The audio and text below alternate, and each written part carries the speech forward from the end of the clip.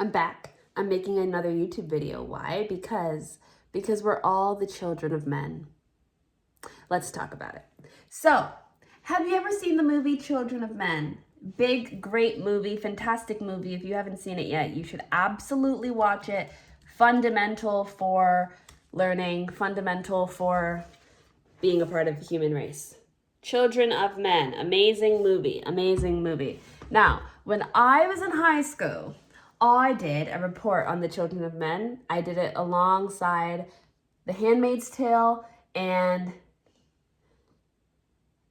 Arrival with Amy Adams. Also, both Handmaid's Tale is a great show. Arrival, an incredible movie. Oh my God, my favorite movie. Children of Men. I didn't really understand the title of that movie for a long time, but now I do. I'm locked in. The reason I understand the title of that movie, and the reason I think it's called The Children of Men, I don't know this for sure, this is just my own thinking, is because the world that we have today is a patriarchal world. A world that does not actually serve men, certainly doesn't serve women or anyone on the spectrum of gender expression. It is a world, though, that controls fertility, controls the birthing process, the child rearing, child raising process, controls parenthood, controls children, childhood, education, all things connected to kids, the process of growing up, and really controls the life cycle. It is controlled by patriarchy, which is informed by the understanding that men should be at the top and that men should rule. Not all men, a specific amount of men, a specific type of man who also has access to money, who's also maybe white, who's also maybe a part of a certain religious belief or spiritual belief, who has a certain identity and belief in self that really centers themselves as like this godlike figure. It's a very specific kind of man. But we all, in this world that we are living in, especially in the West, where these men are really, really dominant, we are all the children of men. We are all the children of these kinds of men.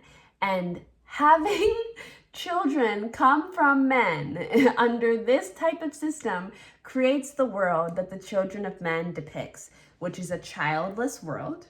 In Children of Men, like the last child to be born was like 12 years ago or something like that. And then there's this new baby and blah, blah, blah. It's a world full of childless people.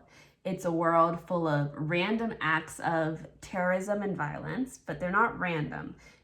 They're really rebellion acts. It's a world full of punishing of immigration, a lot of imprisonment. It's a prison-focused world, a very oppressive government, oppressive force. It's a police world. This is what the world is when we allow men in the patriarchal sense to lead parenthood, to lead life, which is what it is to exist in this world and to be the child of man and to have men be at the top. It is to have men decide the meaning of life, because we all are ultimately connected to our parents and we receive a lot from our parents. And so if our parent is patriarchy, the world that we are building, even as much as we might try to push against that, is still in response to, in conversation with patriarchy. And that is the man that rules. So I wanted to talk about this today because on the bus home, I had a half day at work today, which has given me a lot of energy. I'm a teacher. I was watching this documentary called The Birth Gap. It was making me extremely depressed because it was talking about, declining birth rates. I'm a teacher in South Korea, so I'm always hearing about the declining birth rates, though I have to say, I see babies all the time, but I know that's not a reflection of the greater reality. I'm just saying I see a lot of babies, but birth rates are going down, right? I haven't particularly met a lot of people who are anti-kids, I've met a lot of people who seem like they would be happy to have families. It's just that a lot of people are really working really hard and I'm not sure can afford to have families, which is the problem across the spectrum of every country. No one can afford to have kids. And it's very hard to ask women to make that sacrifice when, one, Women have just gotten the right to work. Like we've just been able to work, just been able to have our own bank accounts, just gotten access to some of these fundamental things that you need to be a fully functioning, independent adult who isn't reliant on a patriarchal man who might beat you, who might attack you, who might exploit you and your children. You know what I mean? So we're all dealing with parental trauma. Everybody's mad at their parents. Half of the people are cutting off their parents. So, there's a whole lot going on with kids. And I think what's so interesting right now, and you tell me if you've noticed this, because what I've noticed on my YouTube feed, and this could be my bubble, so I'm fully aware of that. Whenever there is critique of parents, the mother, oh my gosh, it is the mother that is being talked about the most when it comes to toxic, when it comes to cutting off, when it comes to, just making sure that we don't praise people who are parents just because they're parents. It's usually the mother. Now, I will say when I was younger, you didn't really hear a lot of critique of mothers unless you were critiquing single mothers. People would always be, looking at a single mom like she's so irresponsible. But usually when it came to critiquing parenthood as a whole, there would be a lot of critique on fathers, on missing fathers, not the fathers in the picture, but on missing fathers. I would say that even till this day, I don't see a lot of critique of fathers that are in the picture other than critiques wielded by like women who are dating these fathers, who are married to these fathers, who are raising children with these fathers. They are the only group I see really critiquing fathers. Everybody else, every child that's an adult now is mad at their mom. And when it comes to their dad, usually their response is, oh, I don't know, my dad was at work. Or they don't have anything to say about their dad. It's always the mom. And I think that's super interesting because I wonder how you can be an effective mother in a world that says that the primary parent, even though for so long the primary parent hasn't been man, the primary parent is the father because we are all children of men.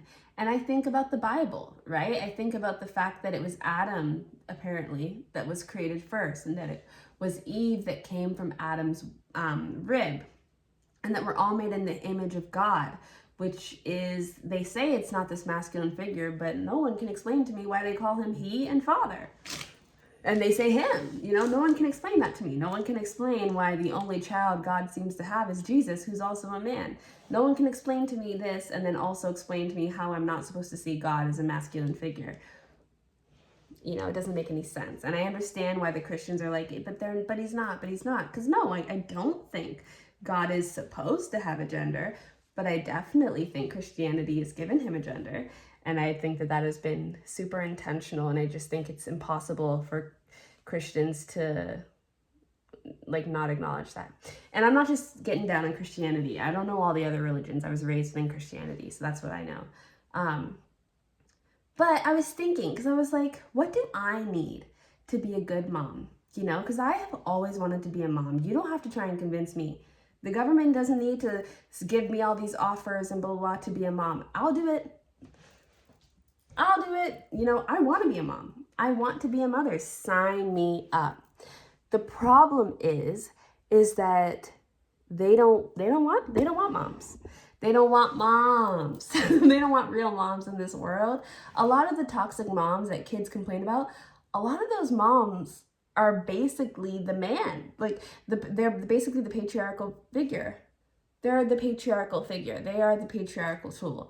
A lot of those moms who were toxic to their daughters and made their daughters feel like they weren't allowed to be beautiful, or made their daughters feel like they were only there to be the servant, or perpetuated this idea that children are to be seen and not heard. That's the same position that women are given in patriarchy.